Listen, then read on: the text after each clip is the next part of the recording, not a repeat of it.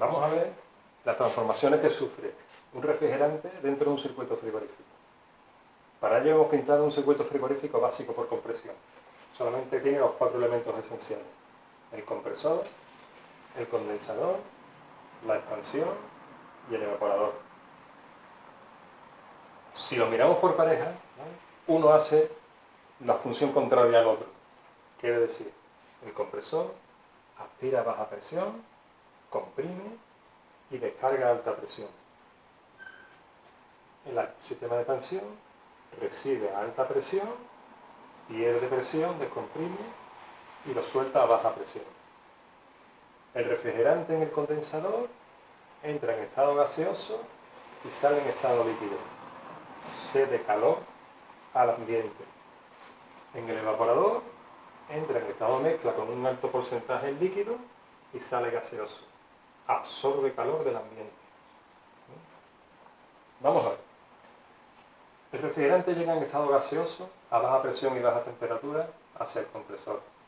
El compresor lo comprime y lo descarga a alta presión, alta temperatura y también gaseoso. Se dice que es una bomba de vapor porque aspira refrigerante en estado gaseoso y lo expulsa también en estado gaseoso. Le he puesto temperaturas al azar, ¿vale?, un poco orientativas. Puede salir a unos 80 grados, a unos 15 bares y a 40 grados de cambio de estado. Este lo veremos después. En estas condiciones, a alta presión, alta temperatura, en estado gaseoso, llega el condensador. En el condensador, con una corriente de aire más fría que los 80 grados a los que lleva, le roba calor dicho aire y lo expulsa nuevamente al exterior, a la calle. También se podría aprovechar ese calor, pero por lo general se va a la calle. Ese calor que se le roba al refrigerante lo transforma en descender su temperatura. Si llega a 80 grados al condensador, va cediéndole calor al aire, su temperatura va descendiendo hasta la temperatura en la que cambia de estado. Como aquí no hay cambio de estado, toda pérdida de calor se traduce en pérdida de temperatura. Los cambios de estado son a temperatura constante. Luego, todo el calor que se le robe, una vez que apareció la primera gota de líquido, su temperatura no va a sufrir modificación, sino que esa pérdida de calor, esa pérdida de energía, se transformará en que las moléculas estén más unidas, en que se vaya volviendo líquido. Mientras dura el proceso de cambio de estado, la temperatura permanecerá constante a 40 grados y una vez que sea líquido 100%, ya no habrá cambio de estado y todo robo de calor se volverá a transformar en descenso de temperatura. Volverá a bajar ya a 39, a 36, a 34. A la válvula de expansión llega 100% líquido, a una temperatura tibia y a alta presión. Del compresor hacia allí, todo es alta presión. En el sistema de expansión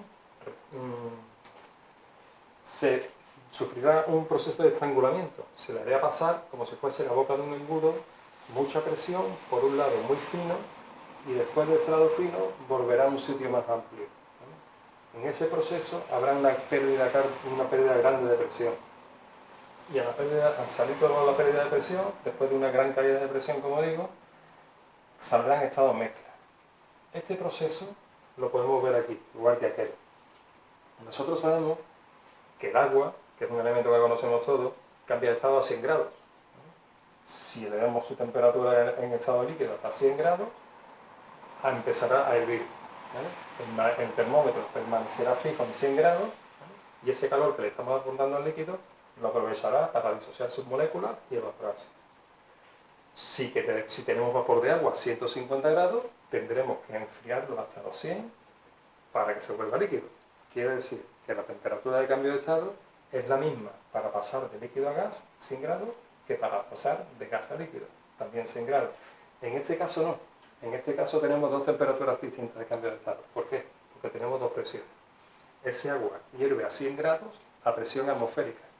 Si variamos la presión de ese agua, la temperatura también cambiará.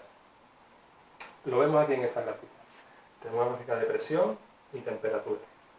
La línea curva marca la temperatura del cambio de estado. A la izquierda de la curva, el refrigerante estará en estado líquido. A la derecha estará en estado gaseoso. Si leemos el manómetro, nos indica 15 bares. Dentro de esos 15 bares, también indica 40 grados centígrados. Y esa es la temperatura a la que le corresponde el cambio de estado de ese refrigerante a esta presión. Nosotros nos dice 15 bares, 40 grados, ya sabemos que el cambio de estado se está produciendo a 40 grados. ¿Vale? Nos puede chocar que al lado de un 40 hay un 80, dice, bueno, si el manómetro está aquí, ¿cómo me va a medir 40 grados si hay 80 grados? No. El fabricante de este manómetro sabe que con el refrigerante que tiene esta instalación, si está a 15 bares, le corresponde una temperatura de cambio de estado a 40 grados. Pero eso no significa que aquí hay 40 grados, sino que en la presión que hay en toda esta zona le corresponden 40 grados de cambio de estado. A 15 bares de presión, el cambio de estado es a 40 grados. Si nos vamos después de la expansión, sale mezcla, luego ya está cambiando de estado, hay parte líquida, parte gaseosa, y nos dice que el cambio de estado es a 5 grados. ¿Dónde lo vemos? En el manómetro de baja presión. El mismo refrigerante, si ahora está a una presión de 2 bares, le corresponde una presión de cambio de estado de 5 grados. Si nos vamos a la gráfica, una presión de 2 bares, el cambio de estado será a 5 grados. Si a 2 bares nos vamos a 12 grados, ya está a la derecha de la curva, sería en estado gaseoso. Nos indica que una vez que se evaporó la última gota a 5 grados, todo esto fue cogiendo temperatura porque ya no hubo cambio de estado y salió del evapor a 12 grados. Si del compresor salió a 80, estaba en gaseoso, fue reduciendo su temperatura hasta el cambio de estado. A 15 bares, 80 grados, está en la zona gaseosa, fue reduciendo su temperatura en el condensador hasta que llegó a los 40 grados. Cuando llegó a 40 grados, sufrió su cambio de estado. A la válvula de expansión llegó con 34. ¿Por qué? Porque una vez que terminó el cambio de estado, el ventilador siguió robándole calor, descendió la temperatura del refrigerante líquido hasta llegar a la entrada de la válvula de expansión. A 15 bares, una vez que ha terminado el cambio de estado, a 40 grados, se fue reduciendo su temperatura y llegó a 34 grados en la zona de líquido. Eso nos garantiza que aquí tenemos líquido 100%. Vamos a darle una vuelta completa. El refrigerante llega a baja temperatura y baja presión y en estado gaseoso al compresor. El compresor lo comprime, le añade energía y lo descarga a alta presión, alta temperatura y también en estado gaseoso. Llegan esas condiciones al condensador, en el condensador le cede el calor al ambiente, va descendiendo su temperatura hasta llegar a la temperatura de cambio de estado. Una vez llega a la temperatura de cambio de estado, se permanece constante dicha temperatura porque los cambios de estado son a temperatura constante. Y una vez que ya es líquido 100%, terminó el cambio de estado, si se le sigue robando calor a través del ventilador, esa temperatura ya vuelve a descender. Si sale a 34 grados del condensador y a través de la línea de líquidos no suele perder nada, será la temperatura que llegue a la entrada de la válvula de expansión. En la válvula de expansión, que entró 100% líquido a una temperatura tibia y a alta presión, se le hace caer de forma brusca su presión, de forma que de 15 bares va a bajar a 2. 15 bares que tenía en la entrada, cuando salga, va a salir a 2 bares. Pues si a 15 bares le correspondía una temperatura de cambio de estado de 40 grados, como vimos en el condensador, a 2 bares, que es la situación actual, la temperatura del cambio de estado son 5 grados. Luego, desde la válvula de expansión, que es el punto más frío del refrigerante, ya sale cambiando de estado a 5 grados. Mientras dure la evaporación de ese tanto por ciento de líquido que tiene la mezcla que entra en el evaporador, la temperatura permanecerá constante. Se sigue evaporando el refrigerante, sigue la temperatura constante, hasta que se evapora la última gota.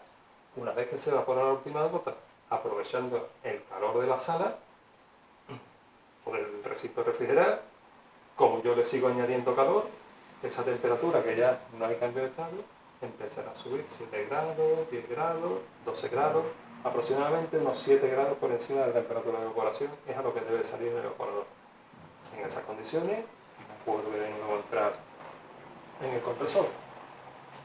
Dijimos que si viésemos por pareja los elementos que hay, sería un compresor que coge refrigerante a baja presión y lo suelta a alta presión, y por contra, un sistema de expansión que hace lo contrario, coge a alta presión y lo suelta a baja presión.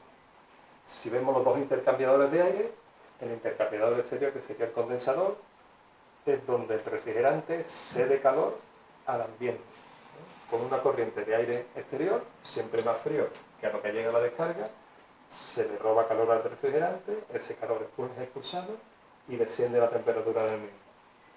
En el evaporador, el aire es el que cede su calor al refrigerante. El refrigerante aprovecha el calor del aire para evaporarse. Como tiene una baja temperatura de evaporación, 5 grados, aunque estemos en una sala climatizando a 25 grados, esos 25 grados son superiores a la temperatura de evaporación, luego es más que suficiente para que se evapore todo el líquido. Se evaporará toda la parte líquida que hay hasta que se evapore la última gota. Hasta ahí permanece los 5 grados. Dos intercambiadores. El condensador intercambia calor con el aire exterior. El refrigerante le cede calor al aire. El evaporador intercambia calor con el aire interior de la cadena superior.